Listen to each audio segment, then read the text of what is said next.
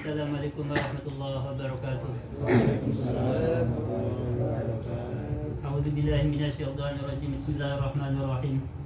Alhamdulillahilladzi hadana li hadza wa ma kunna linahtadiya laula an hadanallah. Wassalatu wassalamu ala sayyidina Muhammadin nuril hidayah wa ala alihi wa sahbihi nurul rasyad.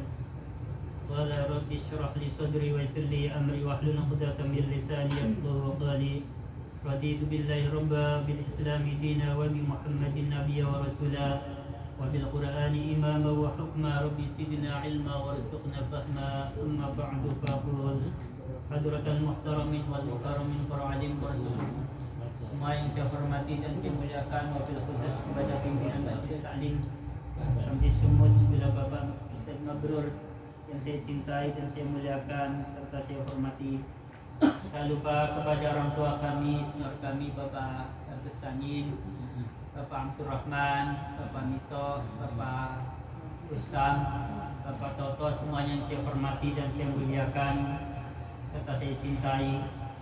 Tak lupa kepada rekan-rekan semuanya sehijrah, senasib, seperjuangan yang saya cintai dan saya hormati serta saya muliakan, dan insyaallah akan dimuliakan oleh Allah Subhanahu wa taala berkahnya kehadiran kita di majelis yang mulia ini. Allahumma amin ya rabbal alamin. Saudaraku rahimakumullah, mari kita sama-sama membaca hamdalah. Alhamdulillahirabbil alamin. Sebagai ungkapan rasa syukur kita kehadirat Allah Subhanahu wa taala yang telah memberikan nikmat hidup yang begitu besar dan begitu banyak kepada kita sekalian.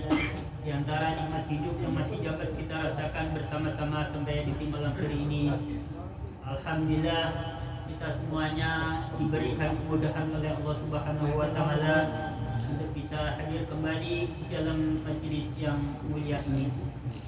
Kehadiran kita tentu merupakan nikmat dari Allah Subhanahu wa taala yang telah diberikan kepada kita semua. Kehadiran kita bukan semata-mata karena kemauan kita, bukan semata-mata karena kita kepengin, karena kita mau, tapi kehadiran kita semata-mata karena pertolongan dari Allah Subhanahu wa taala. Betapa banyak teman-teman kita yang ketika kita ajak ngobrol tentang pengajian, banyak di antara mereka yang kalau ditanya jawabannya kepengin, tetapi karena suatu keadaan yang terkadang tidak memungkinkan bagi mereka, biasanya terkait dengan kerjaan yang rasanya buat mereka tidak mungkin untuk ditinggalkan, ya, itu namanya ada keinginan tetapi keadaan yang rasanya tidak mendukung, tidak memungkinkan. Buat kita ini yang ada keinginan, keadaan mendukung, dan tentu tidak lepas dari pertolongan Allah Subhanahu wa taala. Oleh sebab itu, sekiranya patut kita syukuri bersama bahwa ini merupakan suatu kenikmatan dari Allah Subhanahu wa taala. Jadi nyambung, ada keinginan, ada kesempatan, didukung dengan keadaan, ya. Coba. Ada keinginan tapi kalau keadaannya nggak mendukung, kadang-kadang kita gila hatinya gila, aduh ya Allah. Akhirnya kadang-kadang kayak rontok ngenes gitu. Kita dia ngeluh. Ngenes bukan ngeluh tapi ya Allah. Ini kami dulu. Di awal-awal saya di Jakarta 2007. Ya. Jakarta dulu bulan April tanggal 25 saya masih ingat, ya, 25 April 2007 saya awal-awal di Jakarta. 1 tahun kerjasama Mas Umar, satu kantor dengan Mas Umar. Setiap malam Jumat dengar nggak jauh dari masjid tempat kerja ya Mas Umar, ya, dengar ada yasinan, dengar ada sholawatan berseni.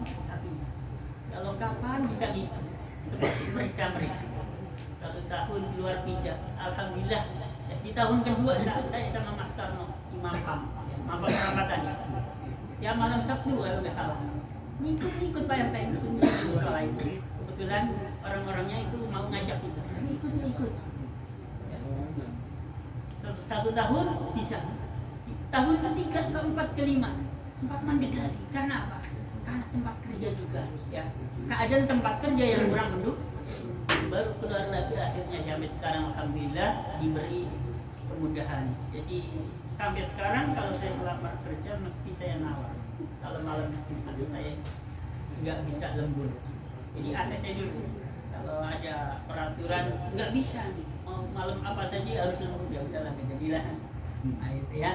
Jadi memang nggak bisa ada komitmen kita ya. Saudaraku rahimakumullah, yang saya hormati dan saya muliakan, kita doakan teman-teman kita yang sebenarnya rajin ngaji, senang ngaji, kemudian karena keadaan kerjaan, kita doakan semoga ke depan diberikan kemudahan oleh Allah Subhanahu wa Ta'ala, hanya tidak menjadi penghalang. Selanjutnya salawat serta salam semoga tersanjung kepada baginda Nabi Muhammad sallallahu alaihi wasallam.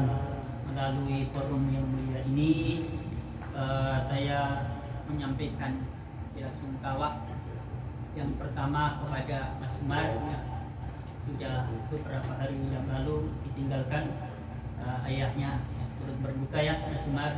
Walaupun kemarin sudah menyampaikan, saya sampaikan lagi di sini. Kemarin kan nggak ketemu ya. Terus yang kedua buat Bapak Jaja ya, jamaah kita, teman kita yang sedang berduka juga, kakaknya ya Pak RT ya, kakaknya meninggal di hari apa kemarin Pak RT? Selasa ya. Saya teman-teman semuanya turut berduka ya, semoga keduanya husnul khotimah, meninggal dalam keadaan membawa iman dan Islam, sehingga ditempatkan di pertemanan Allah Subhanahu wa Ta'ala.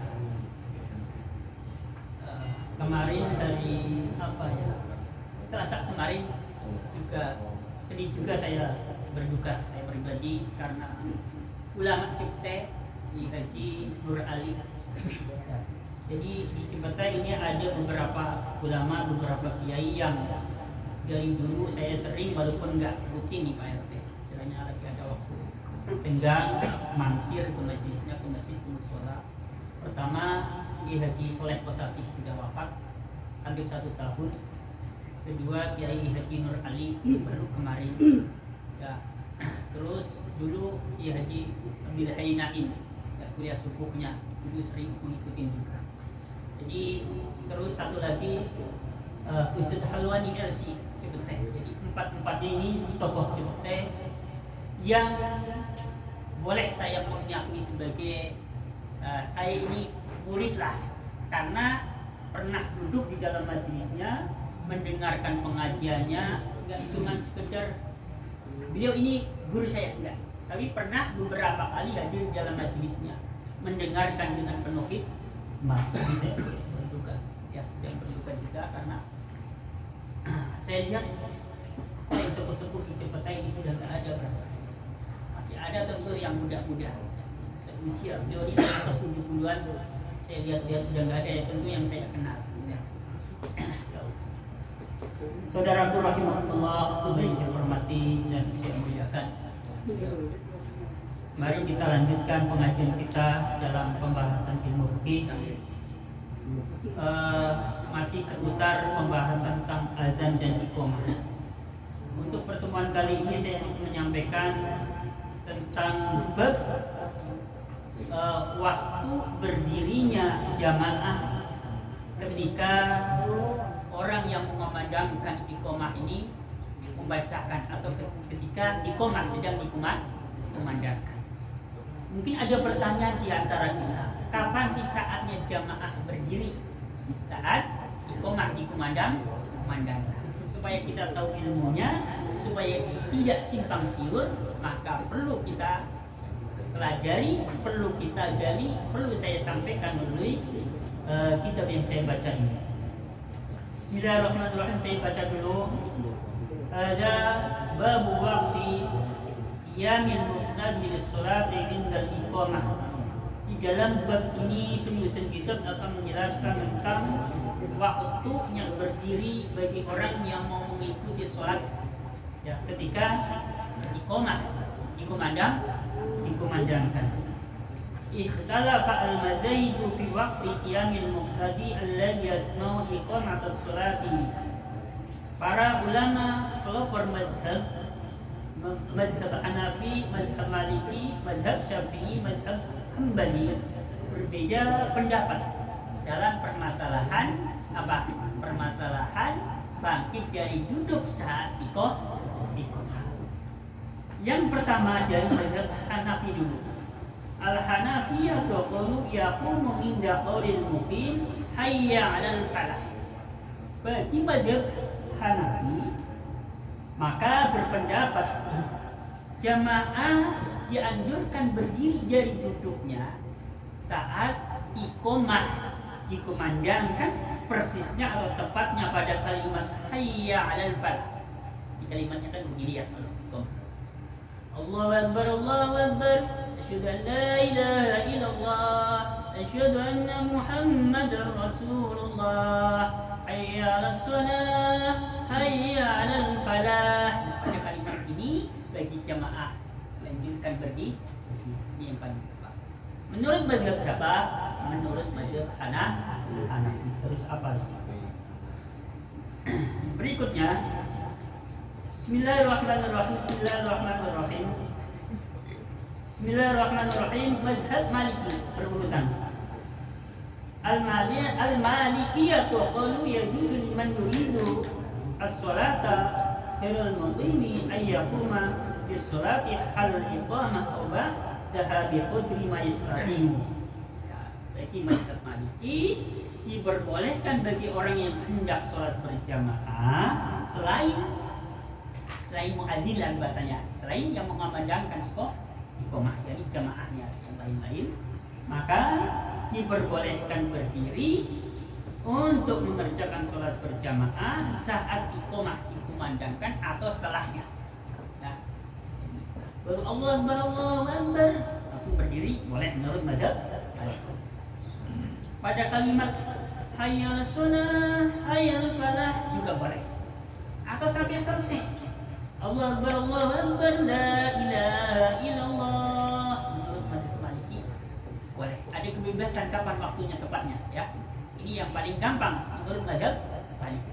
Tapi kalau mazhab Hanafi tadi harus apa kalimatnya? Persis posisi kalimat hayya 'alal falah. Kemudian menurut mazhab Syafi'i bagaimana? Menurut mazhab Syafi'i saya bacakan terlebih dahulu. Asy-Syafi'iyyah qalu yusannu an yakuna qiyamuhu lis-salati 'aqiba firaqil muqimi minal iqamah. Menurut mazhab Syafi'i disunnahkan berdiri bagi para jamaah untuk mengerjakan salat tepatnya setelah iqamah selesai. Jadi ini yang paling belakangan, ya. Sudah selesai baru berdiri. Jadi besok di masjid ini jangan gontok-gontokan, ini Allah Akbar, Allahu Akbar, ayo. Bisa nih langsung cari aja. Enggak sabarnya, ya. Dia benar-benar, tapi menurut mazhab dia, ya. Allah Akbar, Allahu Akbar, sambung langsung cari aja kesabaran. Ya Allah. Benar tapi menurut dia, ya. Menurut mazhab lain enggak benar. Saya mazhabnya Syafi'i nanti lah nunggu kelar. Allahu Akbar, Allahu Akbar, asyhadu an la ilaha illallah, asyhadu anna Muhammadar Rasulullah, hayya 'alas shalah, hayya 'alal falah, qad qamatis shalah, qad qamatis shalah, Allahu Akbar, Allahu Akbar, la ilaha illallah. Baru berdiri mazhab Syafi'i. Dia agak santai sedikit Pak RT. Beruntung bagi yang bermazhab Syafi'i, ya, enggak buru-buru banget. Ya. Saya lanjutkan. Bismillahirrahmanirrahim. Bagi mazhab Hambali bagaimana? Al-Hanabilah qalu yusannu an yakuna 'inda qalil muqim qad qamatis shalah idza ra'a al-imamu qad qama. Jadi menurut mazhab Hambali disunnahkan bagi para jamaah untuk berdiri ketika yang mengumandangkan iqamah itu sampai pada kalimat Ujuk qamatis shalah. Ini paling cepat nih mazhab Hambali. Allahu Akbar, Allahu Akbar, mazhab Hambali ini. Perhatikan. Allahu Akbar, Allahu Akbar, asyhadu an la ilaha illallah, asyhadu shalah, hayya 'alal falah, qad qamatis shalah. Berarti agak belakang. Madhab Hambali. Tadi yang paling cepat adalah madhab Hanafi karena kalimatnya hayya 'alal falah. Sampai di situ berdiri jamaah. Yang punya kebebasan madhab Maliki. Boleh iqamah sudah berdiri boleh, di tengah-tengah iqamah berdiri boleh, sudah selesai iqamah baru berdiri boleh. Jelas ya? Besok jangan kontok-kontokan di masjid. Ya. Kalau kita paham, nggak ada main salah-salahan, nggak ada merasa aku loh yang paling benar gitu. Sholat itu dulu lah, nggak ada kayak gitu. Ya, kita lanjutkan. Kemudian yang perlu saya sampaikan pada pertemuan kali ini mengenai sifat-sifatnya iqamah atau kalimatnya. Takutnya geger, padahal ini kalimatnya sudah familiar. Kayaknya semua hafal kalimatnya. Kalimat iqamah hampir semuanya hafal. Tapi perlu saya sampaikan di sini, karena di sini ada masalah khilafiyah. Takutnya ada orang iqamah kebetulan mazhabnya lain dan betul-betul orang itu paham dan menggunakan mazhabnya. Yang dengar merasa ganjil lain, nggak biasa. Nah, perlu saya sampaikan di sini ya. Bismillahirrahmanirrahim. Bismillahirrahmanirrahim. Saya sampaikan. Wal fadha hiya Allah Akbar. Allahu Akbar, Allahu Akbar. Asyhadu an la ilaha illallah. Asyhadu anna Muhammadar Rasulullah. Hayya 'alas shalah, hayya 'alal falah. Qad qamatis shalah, qad qamatis shalah. Allahu Akbar, Allahu Akbar. La ilaha illallah. Yang kalimatnya kayak gini, yang seperti kita dengar, yang biasa dikumandangkan oleh muadzin kita, ini iqamah menurut mazhab Hambali dan menurut mazhab Syafi'i. Jelas ya? Jadi menurut mazhab Syafi'i dan menurut mazhab Hambali ini persis yang biasa kita dengar ataupun biasa kita kumandangkan kalimatnya seperti tadi. Tetapi kalau menurut ini perlu saya sampaikan sini, takutnya satu hari mendengar ya. Bentar.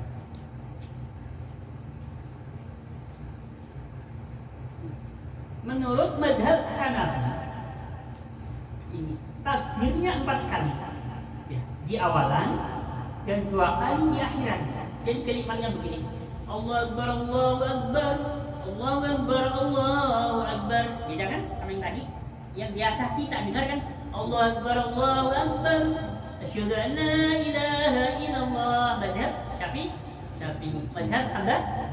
Kalau mazhab Hanafi, Allahu Akbar, Allahu Akbar, Allahu Akbar, Allahu Akbar. Takbirnya 4 kali.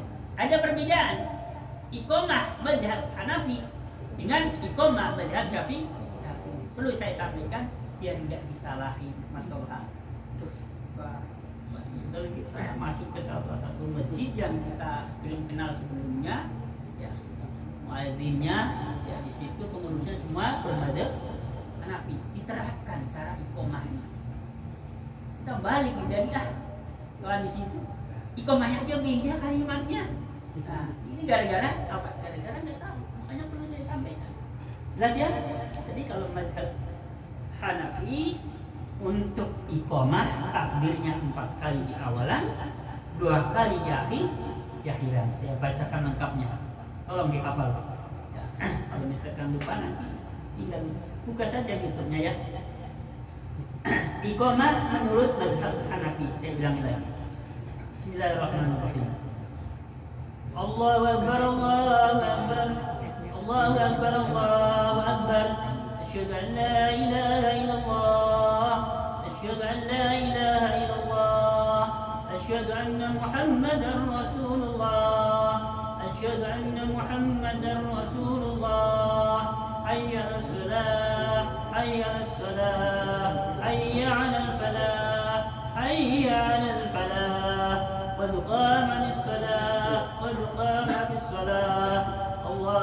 Akbar, Allahu Akbar, la ilaha illallah. Iqamah menurut mazhab Hanafi lengkapnya begitu, ya.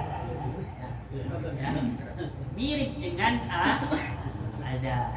Jelas ya?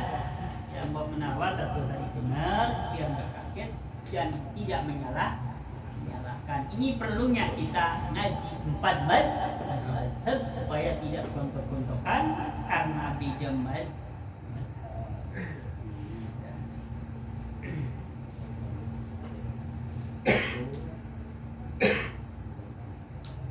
Kalau menurut mazhab Maliki kalimatnya begini. Allahu Akbar, Allahu Akbar, asyhadu an la ilaha illallah, asyhadu anna Muhammadar Rasulullah, hayya 'alas shalah, hayya 'alal falah, qad qamatis shalah, Allahu Akbar, Allahu Akbar, la ilaha illallah. Satu-satu. Ya. Menurut mazhab Maliki. Dari takbir tadi 2 di depan. Allahu Akbar, Allahu Akbar, asyhadu an la ilaha illallah, asyhadu anna Muhammadar Rasulullah, hayya 'alas shalah, hayya 'alal falah, qamatis shalah, Allahu Akbar, Allahu Akbar, la ilaha illallah. Kalau mazhab Syafi'i kan qomatnya berapa kali? 2 kali. Jadi ada perbedaan sedikit di sini, ya. Tolong ya. Ya kalau nggak sampai hafal ya paling tidak sudah pernah mendengarkan penjelasan tentang apa? Tentang iqamah menurut 4 mazhab. Ya. Ganti. Hukumnya azan. Hukumnya azan bagaimana? Hukumnya azan di sini juga ada masalah khilafiyah. Hukmul azan ittafaqa al-imatu ala anna al-azana sunnatun akadatun ma'adan al-hanabilatu fa innahum qalu innahu fardu kifayatin bi ma'na idza ata bi ahadun faqad saqata 'anil baqina. Hukumnya azan menurut ulama-ulama kelompok mazhab kecuali mazhab Hambali hukumnya apa?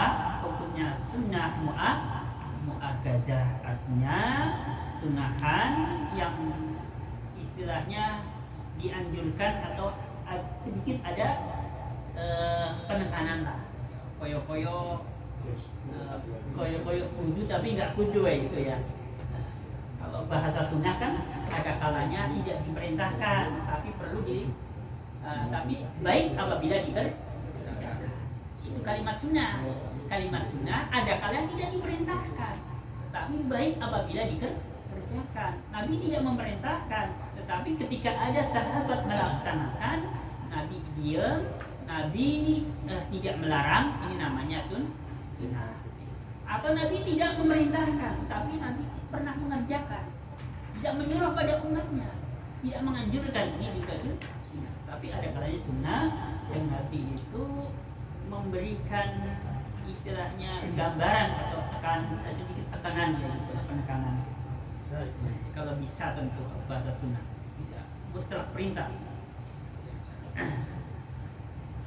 Menurut 3 mazhab hukumnya sunnah, tetapi menurut mazhab Syafi'i hukumnya sunnah kifayah lil jamaah wa sunnatun ainul lil munfarid. Artinya apa? Menurut mazhab Syafi'i, apabila pada salah satu jamaah di masjid atau di mushola atau majelis ini sudah ada salah satu orang yang sudah mengumandangkan azan, maka yang lainnya sudah gugur. Ini kalau untuk sholat jamaah. Tetapi untuk sholat sendirian sekalipun tadi di sana ada suara azan, di mushola ada, di sini juga ada.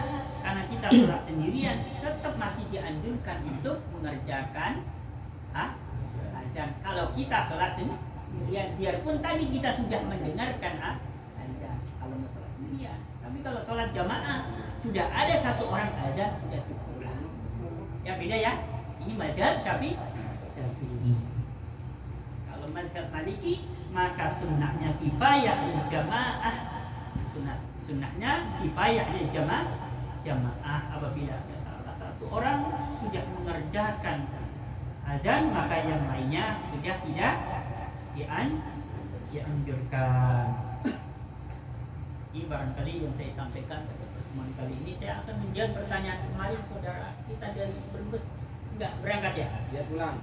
Ya, besok aja insya Allah ya. Ya? Kemarin yang Brebes. Iya benar. Insya Allah besok ya.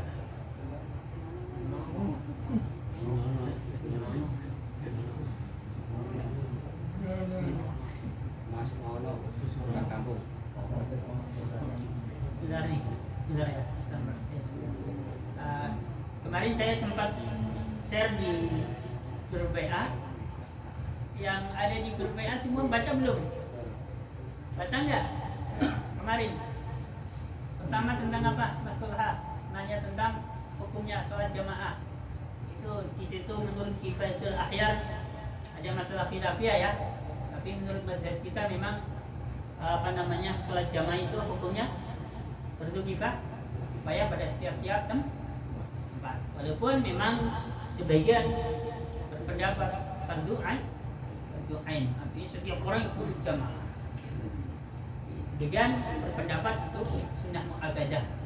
Jadi harus jujur menyampaikan masalah hukum fikih ya. Ada masalah khilafiyah harus disampaikan, jangan cuma sepotong-potong. Ini membahayakan.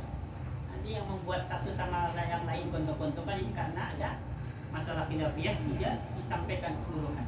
Yang satu menghukumi fardu kifayah, yang satu menghukumi sunnah, yang satu menghukumi fardu ain. Kan jadi masalah satu sama lain gontok-gontokan. Ya. Hanya ini perlu disampaikan secara keseluruhan. Terus apa lagi? Kemarin masalah itu Mas siapa? Temannya Mas Dedi siapa? Pernah nanya bagaimana kalau datang ke masjid ya, imam sedang khotib sedang khutbah, kita tetap dianjurkan mengerjakan sholat sunnah tahiyatul masjid. Terus pernah juga nanya tentang bagaimana ini ada beberapa orang menjadi makmum masjid. Ketika imamnya salam, kemudian salah satu dari antara mereka yang jadi makmum masjid tadinya menjadi imamnya, yang lain mundur, yang satu tetap posisi itu hingga menjadi imam. Bagaimana, sah atau tidak? Sah. Nah, ada keterangannya dalam kitab Fatawi Ar-Romli. Sudah ya. Semua yang saya sampaikan ada penjelasannya. Kemudian ada lagi masalah bagaimana ketika kita sedang sholat di masjid, baik itu sholat sunnah tahiyatul masjid, sunnah qobliyah, kita belum selesai 2 rakaat, lalu dapat 1 rakaat qomah dikumandangkan. Pertanyaannya, apa diteruskan 2 rakaat salam atau 1 rakaat? Menurut kita Fatawa Ar-Romli, maka jawabannya di situ cukup 1 rakaat salam, di situ menjadi sunnah mutlak. Jelas ya? Apalagi kemarin yang saya sampaikan di grup ya, takutnya nggak baca semua. Kadang-kadang kalau yang penting malas bacanya, ya. Ya makanya saya akalin, perlu saya sampaikan lewat WA, perlu saya sampaikan dengan omongan. Ya biar yang maaf kalau yang rojo malas membaca, biar kalau yang misalkan belum mantep ada tulisannya di situ. Ya kadang-kadang kalau saya menyampaikan dengan lisan, takutnya saya salah, istilahnya lupa atau gimana. Kalau di situ ada tulisannya, posisi saya sedang baca, insya Allah kemungkinan salah kecil, karena saya posisi sedang menghadap kitab. Ya, kalau saya menyampaikan secara spontan, ditanya langsung jawab, itu kemungkinan salah mungkin separuh-separuh lah, mungkin benar, mungkin salah.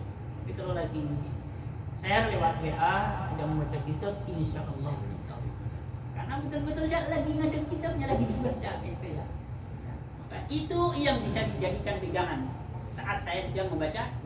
Tetapi kalau ada pertanyaan yang spontan saya jawab, ya, tunggu dulu, bisa jadi benar, bisa jadi salah. Ya, Mas Mar, apa tadi? Ini mau nanya, ya. Seorang sedang orang yang sholat setelah takbir baca Fatihah, tapi bacanya mukanya gerak-gerak kayak gini, Bismillahirrahmanirrahim. Ini saking mantapnya gitu. Itu termasuk gerak atau termasuk, kan kalau gerak nggak boleh kan? Itu termasuk gerak apa enggak? Termasuk membatalkan sholat enggak Pak ini? Yang jadi pertanyaan saya pertama, Gerak-gerak gerakan ini kenakan maaf ini ada gerakan itu yang di luar kesadaran tapi memang kayak apa namanya ya, kalau bahasa di kampung saya ini tutut. salah gimana Kebiasaan. ya, pokoknya bawaan refleks aja kayak itu di luar kesadaran ya. Jadi ada ini namanya kan euphoria tanpa jam. Jadi saya harus nanya kembali ya. Itu yang pertama. Ini orang gerak ini sengaja tidak cuma kemana tapi apa itu refleks bisa dibilang refleks ini ya, refleks di luar kesadaran dia ya. Terus yang kedua, seandainya udah ketahuan memang ini sengaja atau tidaknya, perlu nanti saya perdalami lagi ya. Yang geraknya ini dan kepala kayak gini lah. Bismillahirrahmanirrahim. Alhamdulillahirabbil alamin. Mungkin kan kayak gitu Mas Umar, bukan kayak gini bukan kan? kayak gini. Ar-Rahmanir-Rahim. Maliki yaumiddin. Mungkin kan kayak gitu barang lebih ya. Lah ada sebab ya, baru ini ya, baru bukan jawabannya. Inilah, sedang ada jawab belum sampai. Tapi nanti saya perdamai lagi pada bab hal-hal yang bisa membatalkan sholat.